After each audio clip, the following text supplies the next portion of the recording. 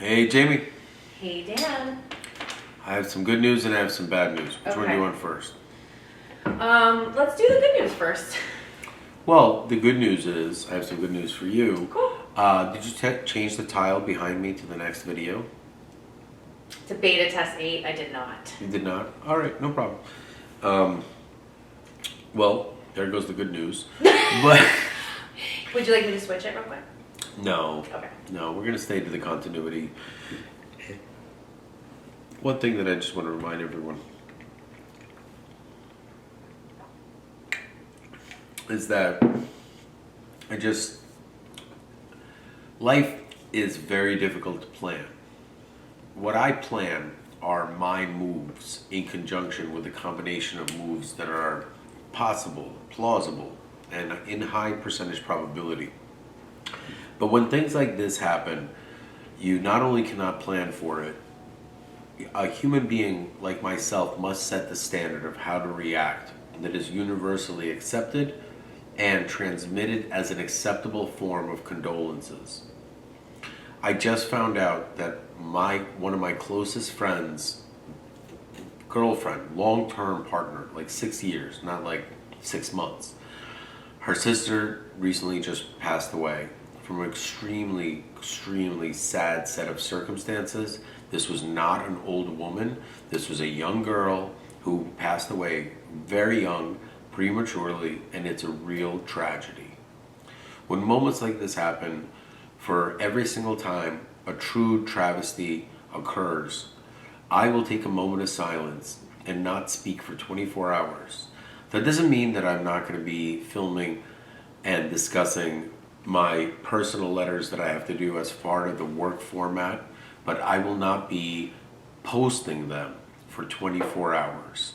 And that moment of silence is the most important thing that I can do to show that I'm with you. Sandy, Matt, people grieve in different ways. I know that I've learned that over the last 8 months as really discovering that what I perceived was my relationship is not my relationship. And I found myself really going through a cycle of emotions. And I just wanted to let you know that I'm here. If you want to come over, if you want to talk, if you want to call me, I'm here to listen. I am looking to be the complete opposite of what you think I would say. And I believe that rather than sending text messages, which are not only redundant, they're ubiquitous and they are cold and they are a reminder to people who receive them that they're not good enough of a friend or worthy of a phone call and a visit. And a text message is more of an insult when a human is going through a difficult time in their life than what you think you're actually trying to convey.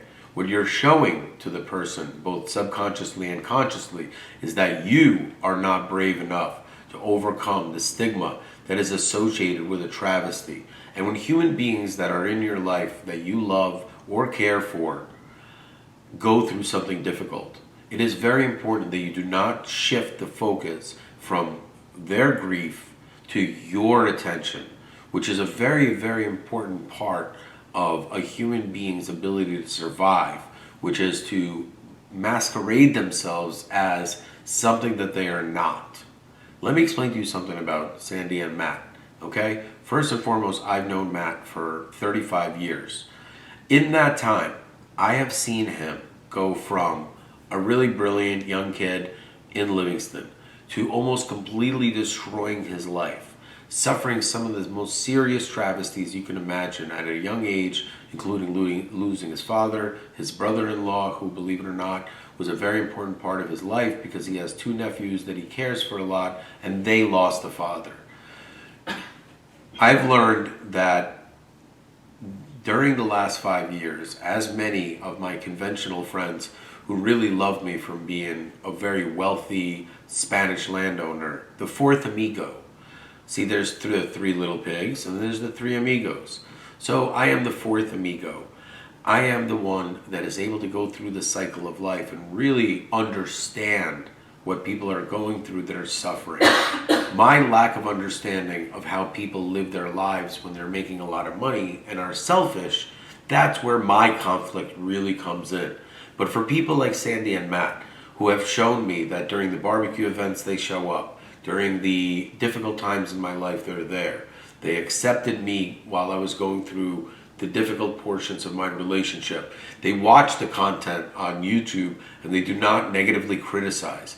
These are humans that deserve my love, my affection, and my compassion. And for me to silence this channel for 24 hours is the greatest honor that I can give to a human being who deserves it. Both Matt and Sandy are very good human beings. They are humans that are overlooked by our society because they are silent, and they represent the silent majority. The silent majority is made up of the Matthews and the Sandys of this world who want to do nothing more than be happy. And achieving happiness in a world of lies for honest human beings is virtually impossible. That is where I come in. You see, I have an amazing plan. All my life, I've been called Dan the Man with the Plan. That wasn't just a nickname. That was because I had the plan and I was the man. And I will be the man once again. But first, I have to make sure that everything is in line with all of my real estate assets and all of my cases. So the moment of silence that I will be taking will give me an opportunity, and I will start at midnight tonight and I will end midnight tomorrow, and the entire video will be in honor of Matthew and Sandy, and I will do a little cute title, and I want to remind them that they are both very good human beings, and whether or not they choose to remain in a dynamic that's a partnership, I want to remind them that they're good friends. They're good friends of mine. I have no interest in losing either one of them as a friend. I've learned that Matthew has beyond positively changed with Sandy in his life the last 6 years, so I'm sorry, I'm not going to encourage them to separate. And I believe that they can grow past their issues if they're able to do what my wife and I were not able to do, which is really communicate and sacrifice. Neither one of us was willing to sacrifice what was required in order to move forward based on the terms of our partner. In my opinion, I've sacrificed more than you can humanly imagine in 25 years. And in retrospect, I believe that I've made the right decisions, and I'm very proud of the decisions I made because they allow me to reflect not only positively on this. I want to remind everyone that rather than hiding in the shadows and hiding behind a veil of attorneys that are willing to lie on my behalf, I calmly, collectively, and without hesitation or fear, documented everything that was happening to me, whether or not it was good or bad, in order to be able to be strong in my reflective video evidence submissions where I clearly say, Your Honor, look at the difference in my behavior. And Matthew, if you're watching this, even though you might not have a judge that's judging you like I do on a daily basis and dealing with the ramifications and the fallout of being the object of two women's insanity, I assure you, Sandy's a really good friend. And your basis of your relationship of friendship far outweighs any of the conflicts or non-existing conflicts. Because let's take a step back. And a dear member of her family just passed away. It is so important that we all take the opportunity to reflect on our lives and recognize that someone that Dan Risis knows just lost their sister that is in their mid-30s, early 30s. This is a very, very heavy moment to digest because not only was I not aware of how sick this person was, it is such a hard thing to deal with that my friend reached out to me and discussed it. For anyone who doesn't understand why I named the last video Rabbi Levi Jean Flawed Van Dan, please look at the Seinfeld Elaine Confides in the Rabbi episode. The reason for this is because even though Matthew confided in me, I'm sure that I did not ask for his permission to be able to utilize the content of his personal life. That is because I know the difference between what Matthew will say okay to and what he will not be okay with. And believe it or not, he and I filmed a really brilliant segment that I chose not to post because I didn't think that it really reflected who he really was. After speaking to him today, hearing how clear he was, how much he cared for Sandy, and how much he wants to resolve any of the perceived issues in light of what he has witnessed both on my channel and his own personal life, I'm proud of him. I can't sugarcoat this or say anything negative. So that moment of silence will start at midnight tonight. If you see me posting some videos in between there, that is because I'm trying to get a few things in before I go silent. And the rest of the videos that I will film on that date or that 24-hour cycle, I will simply put in the can or put in towards an episode or something like that. That is the biggest honor I can give someone, is to shut my mouth. I am the loudest mouth in the room, any room, pick a room, any room. For me to go silent is the most that I can say. I'm sorry for what you're going through, and because no one will be able to listen to my content, the entire system who revolves around my opinion about things will also be silent, because you deserve a break, and you deserve friendship, and you deserve everything you've given to me as a friend, and this is my way of paying it back to you. I'm going to cut this video off because it's a lot to digest. And I think that the next videos will be coming in on rapid fire succession in the clear cut form of letters that I will fire off. And what I'm going to try to do is maximize the amount of time that I'm able to work in a 1 hour period. So I was able to structure everything I needed to do, kind of like a chef or a cook who gathers all of their ingredients. And once everything is coherent and stabilized in a form where I know that I'm able to reach for my ingredients. That's a Mark Risis dance move right here called the shopping cart. I believe that he either invented it or copied it very well. Either way, my memory is really good. I have no issues with anything that's going on.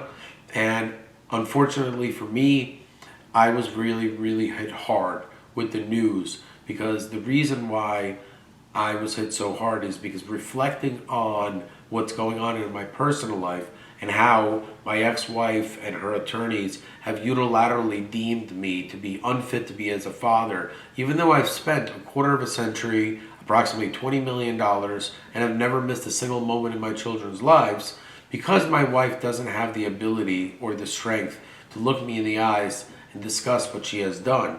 She has invented a series of circumstances to illegally use the domestic violence venue, which I am rightfully allowed to use as being a victim of real domestic violence, and she is, as a woman, pretending and using my persona against me in order to gain leverage. Those fees for the attorney have costed her father hundreds of thousands of dollars, but that doesn't mean that it's her father's money. When a human being covers expenses for another person, they are giving them money unconditionally, yet conditionally at the same time, but still the numerical figures are transferred.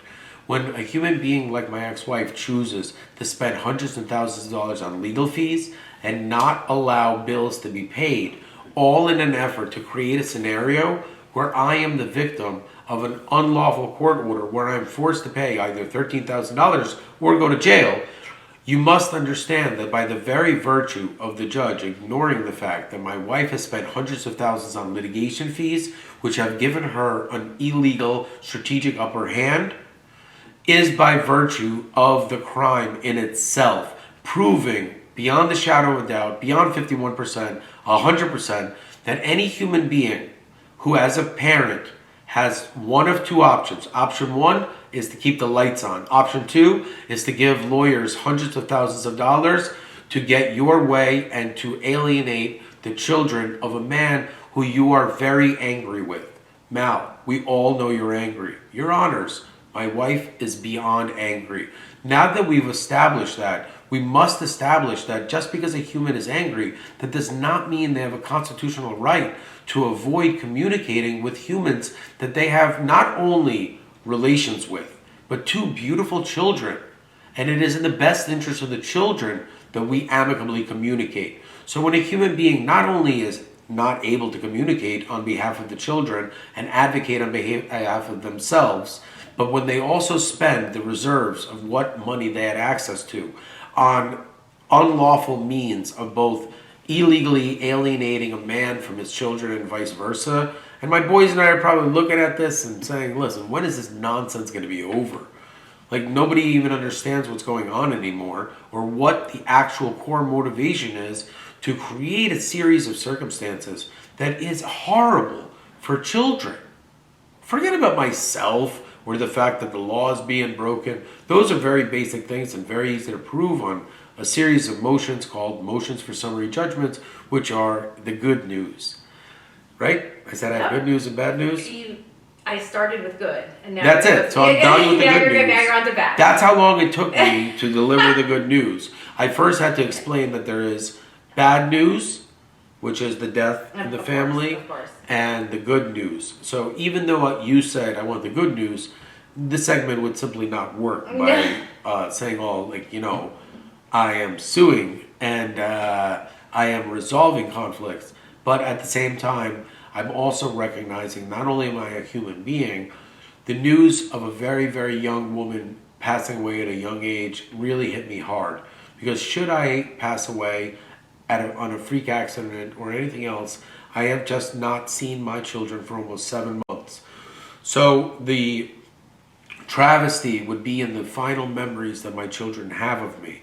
Not of a healthy, coherent, hardworking, loving father who spent hours trying to get hot chocolate and cake to the room and probably failed at it last night. Not that guy, but the guy that people invent stories about because they're so afraid to accept the reality that he was right the entire time.